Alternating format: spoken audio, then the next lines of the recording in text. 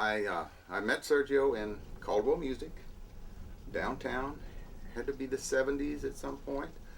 One of the few people from Mexico that I ever knew that was interested in bluegrass. He was immersed in bluegrass at that point. That was his music love. And he was in, I think he was looking at Ovation guitars. He still has a love affair with Ovation, I believe. And he was just real intense about the music, and I knew that, you know, he was a good player. It didn't take long to find that out. So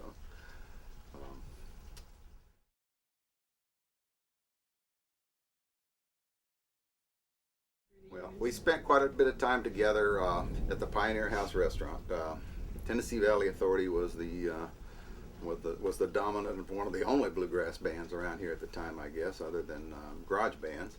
And Hank brought a lot of bluegrass concerts to San Antonio. We got to see some of the great bluegrassers, and Sergio was a regular out there. Sergio would sit in with the band on occasion, and it was a nice place to, because it was a small place. You got to be very close to the music, and I used to sit out there and change strings, because Jeff Harrison would evaporate strings on the guitars. He'd break several a night, and I had to keep the strings and all the tools to change strings.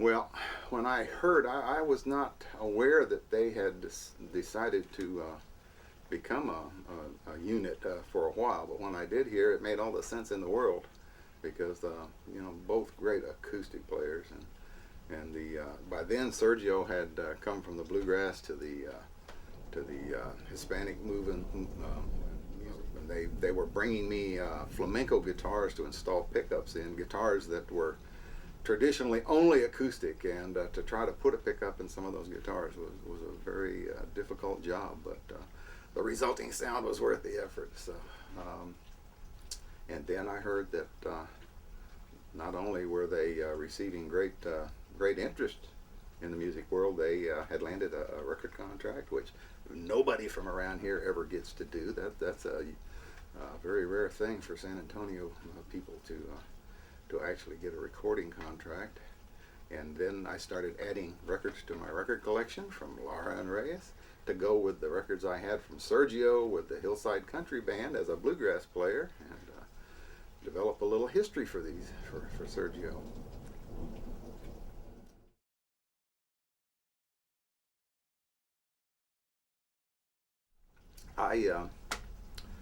I decided to go to Mexico. I'd never left the States. I joined the Air Force thinking I'd travel and see the world, and I never got out of Texas, let alone out of the United States.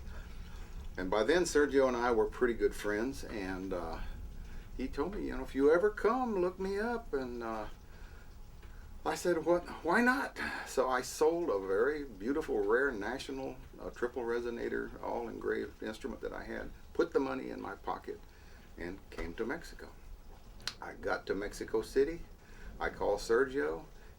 He came over in his Volkswagen with bluegrass playing on the stereo, and he treated me royally. I got to enjoy the trip in ways that I never could have without his help.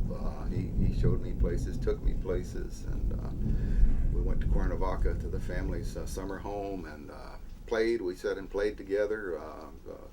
Although I was kind of outclassed, it was a great deal of fun.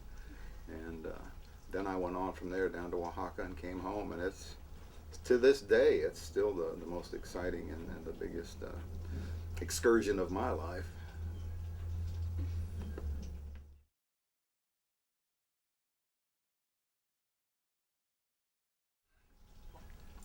There have been several concerts now at Crossroads Mall in the outdoor theater, the amphitheater, and they are extremely well attended. As I wander through the crowd, I see all kinds of great musicians from this area that are there to watch these guys. That tells you something about their skill level when they draw the other musicians in to watch, and it's fun to see the success, and it should have been predictable. I should have known.